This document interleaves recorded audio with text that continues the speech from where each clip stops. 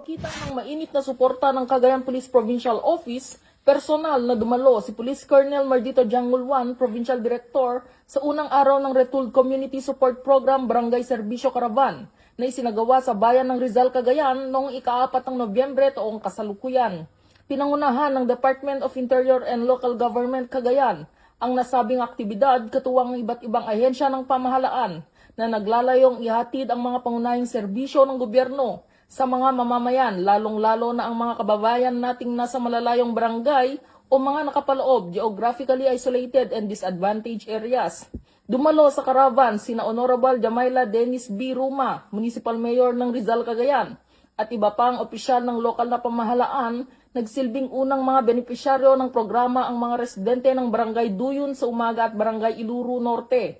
Nagbahagi naman ang iba't ibang partner agencies ng kanilang mga pangunahing serbisyo sa mga mamamayan, katulad ng medical check-up, namahagi ng mga gamot, bitamina at mga food packs sa mga residente. Nagbigay ng impormasyon at training opportunities naman ang TESDA para sa mga nais matuto ng bagong kasanayan, tumanggap ng aplikasyon para sa National ID Registration, namahagi ng mga binhi at iba pang suportang pangkabuhayan para sa mga magsasaka ang Department of Agriculture. Samantalang Department of Information and Communications Technology, Department of Science and Technology at National Intelligence Coordinating Agency ay lumahok din upang ibahagi ang mga kanilang serbisyo. At ang Armed Forces of the Philippines Regional Mobile Force Battalion 2 at Special Action Force nagbigay rin ng kanilang serbisyo at suporta para sa publiko.